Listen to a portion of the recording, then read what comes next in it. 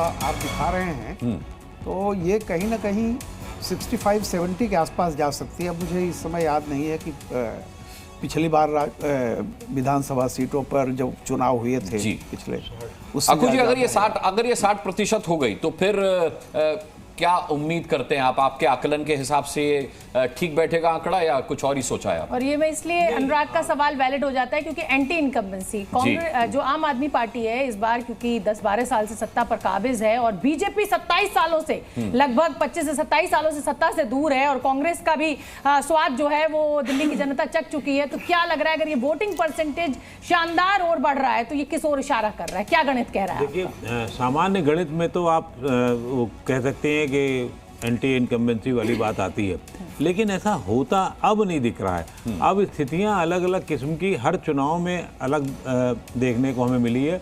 ये समीकरण पुराने हुआ करते थे कि वोटिंग ज़्यादा है तो एंटी इनकम्बेंसी है, बाई इलेक्शन में तो सरकारें ही जीतती हैं, इस तरीके की बातें पहले हुआ करती थी जिसका अब आधार नहीं रह गया है और उसके अपने अपने कारण हैं, अपने अपने मतलब बदलाव देख रहे हैं आप। लेकिन मैं अभी ये सब देखने की हिम्मत इसलिए नहीं कर पा रहा हूँ। हरियाणा चुनाव में जो हम लोगों की छीछा लेदर हो चुकी है हमारे ऐसे विशेषज्ञों की, तो महाराष्ट्र में जैसी हो चुकी है, अब और छीछा लेदर नहीं कराना चाहते। जफर इस्लाम साहब का मैं रुक कर लेती हूँ। देखिए जफर इस्लाम साहब, अभी हमारे एंकर जो है जीनिया वो आएंगी, आंकड़े बताएंगी, लेकिन जीनिया के एग्जिट पोल से पहले आपके आंकड़े क्या कह रहे हैं? कितनी सीटें आप बीजेपी दावा कर रही है दिल्ली में? आप 70 मत कह दीजिएगा सर। देखिए, सभी लोगों को नमस्कार। बस इतना कहूँगा, जन समर्थन अपार है। इस बार दिल्ली में बीजेपी सरकार है। धूल धुआं धोखा से छुटकारा है। आपदा को इस बार बाहर जाना जरूरी है। तो इस बार आपदा सरकार जा रही है। धूल धुआं से छुटकारा मिलेगा, धोखे से छुटकारा मिलेगा। ये जो आतंकवादियों के जो पनाहगार हैं, सर, ये आचार संहिता का उल्लंघन है। खैर, सरकार अपनी बता दी उन्होंने, जफर इस्लाम साहब ने। ठीक है जफर इस्लाम साहब, जफर इस्लाम साहब के आने से पहले एक बार सभी का रुख कर लेते हैं। कह रहा हूँ। अच्छा बताइए। मैं खाली इतना बताता हूँ। देखिए, मैं तो कह रहा हूँ कि इनको आतंकवादी या एंटी नेशनल किसने बोला था? कांग्रेस ने बोला था। आप पूछ लीजिएगा माकन साहब से। तो हम कह रहे हैं आतंकवादियों के पनाहगार, दिल्ली के गुनाहगार को जाना पड़ेगा। वो आपदा सरकार है और उनको जाना पड़ेगा। 50 सीटें उम्मीद करता हूं दिल्ली की जनता को आप ये समझाने में सफल रह पाए हो। आपके अपने कह देने से कुछ नहीं होता, तय तो दिल्ली की जनता को करना है, दिल्ली का भाग्य। अनमोल पवार जी, मैं दो बातों का जिक्र करूंगा। एक तो जिस तरीके से आम आदमी पार्टी ने दिन भर आरोप लगाया कि भाई पुलिस जो है वो प्रताड़ित कर रही है, कहीं बैरिकेडिंग लगा रही है, कहीं हाथापाई पर उतारू है। दूसरी बात, अमानतुल्लाह खान से हमारे संवाददाता ने पूछा कि आपका मुकाबला किससे, तो उन्होंने कहा भारतीय जनता पार्टी से। हवा तो आपकी ऐसी थी कि आपका किसी से कोई मुकाबला ही नहीं था, तो इसका मतलब आप भी मान रहे हैं कि मुकाबला भारतीय जनता पार्टी से? और जफर इस्लाम अगर कुछ कह रहे हैं तो उसका कुछ आधार है? देखिए, दिल्ली की जनता बहुत समझदार है। दिल्ली की जनता हमेशा से काम की राजनीति चुनती आई है। कभी भी जाति और धर्म और गुंडागर्दी की जो भारतीय जनता पार्टी की राजनीति है उसे उन्होंने कभी पसंद नहीं किया।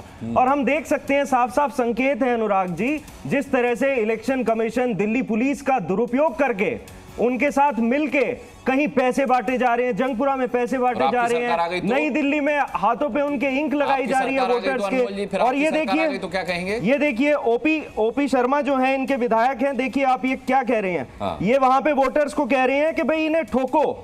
देखिए, सुनिए जरा। नहीं, मैं तो कह रहा हूं कि ये सब बातें ठीक है, मैं कब खारिज कर रहा हूं, लेकिन अगर आम आदमी पार्टी की सरकार आ गई तो क्या करेंगे?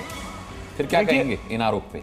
देखिए, आम आदमी पार्टी की सरकार तो प्रचंड बहुमत के साथ आ ही रही है। दिल्ली की जनता ने अपने लिए विश्व स्तरीय स्कूल चुने हैं, विश्व स्तरीय अस्पताल चुने हैं, मुफ्त बिजली और पानी चुना है और 2020 में भी शाहीन बाग के ऊपर स्कूल और अस्पताल चुने गए थे। ये करारा तमाचा था भाजपा के ऊपर और ये दोबारा उस हार के लिए तैयार रहे, क्योंकि दिल्ली की जनता काम की राजनीति को पसंद करती है। चलिए ठीक है, सुरेंद्र राजपूत का भी रुख कर लेती हूं। इस बार भी वही होने वाला है। ठीक है, सुरेंद्र राजपूत का भी रुख कर लेती हूँ और फिर उसके बाद मुकेश केजरीवाल आपके पास भी आऊंगी। सुरेंद्र राजपूत जी, जिस तरीके से कांग्रेस पार्टी ने शीला दीक्षित के चेहरे पर 15 साल तक दिल्ली के ऊपर सत्ता पे काबिज रही है, इस बार बीजेपी और आम आदमी पार्टी का मुकाबला दिख रहा है। क्या शीला दीक्षित की कमी कांग्रेस पार्टी को खल रही है, या क्या वजह है कि आज कांग्रेस से लड़ाई नहीं, ये त्रिकोणीय लड़ाई भी आप नहीं बना पाए, ये द्विपक्षीय लड़ाई दिख रही है दिल्ली की सड़कों पर? आपने पहले ही सवाल में मिर्ची खिला दी। दिल्ली की सड़कों पर तो दिल्ली की सड़कों पर तो त्रिकोणीय लड़ाई है। आपके स्टूडियो में भले द्विकोणीय लड़ाई हो या सिंगल सर, हो, मैं खुद दिल्ली की सड़कों पर उतरी हूँ। मैं पिछले 15-20 दिनों से शो राजपथ अपना दिल्ली की सड़कों से ही कर रही हूँ। शोभना जी आप क्या नाम, अनुराग मुस्कान मत बनिए। 5 सेकंड तो 30 सेकंड तो बोलने दिया कीजिए। सर, मैं बिल्कुल जेंडर अपना चेंज नहीं करूंगी।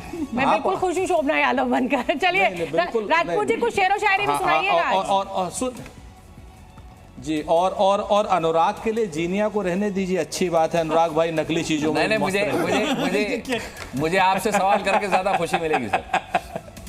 तो सुनिए सर, तो हम आपसे जो कह रहे हैं कि सड़क पर हम लड़ रहे हैं, चूंकि एक गंगा मैया के झूठे बेटे के साथ लड़ रहे हैं, एक जमुना मैया के झूठे बेटे के साथ लड़ रहे हैं। दोनों ने ही दिल्ली की जनता के साथ, देश की जनता के साथ विश्वासघात किया है। दोनों ने, किसी ने जमुना साफ नहीं की, किसी ने गंगा साफ नहीं की, किसी ने पानी साफ नहीं की, किसी ने हवा साफ नहीं किया। और विषयांतर करने के लिए कोई कहने लगा जमुना में के पानी में जहर मिला दिया गया है, और एक आदमी ने तो दिल्ली भाजपा वालों ने दिल्ली को रेप की कैपिटल बना दिया। संदीप दीक्षित जी सहित पूरी कांग्रेस पार्टी एकजुट होकर के चुनाव लड़ रही है, और इस बार हमें पूरी उम्मीद है कि दिल्ली की जनता शीला दीक्षित जी वाली कांग्रेस को वोट देगी। और अब ये चुनाव चूंकि खात्मे की ओर है, तो इसलिए आरोप प्रत्यारोप हम नहीं लगाएंगे शोभना जी। हम इतना जरूर कह सकते हैं कि दिल्ली की जनता बहुत समझदार है।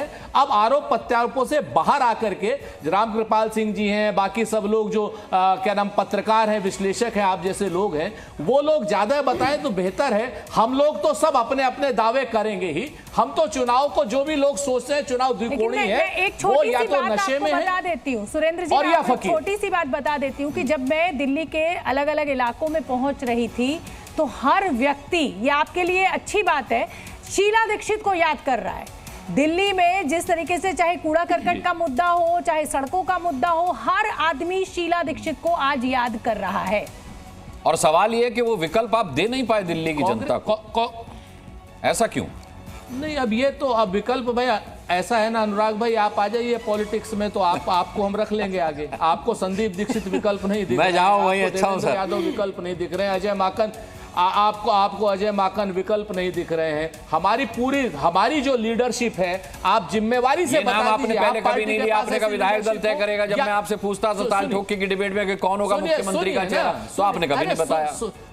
नहीं, बात मुख्यमंत्री के चेहरे की नहीं सर, आपने कहा लीडरशिप। हमारे पास रागनी नायक है, हमारे पास अलका लांबा है, हमारे पास संदीप दीक्षित है, हमारे पास अभिषेक दत्त है, हमारे पास देवेंद्र यादव, हमारे पास अनिल चौधरी है। लेकिन अगर शीला दीक्षित को दिल्ली याद कर रही है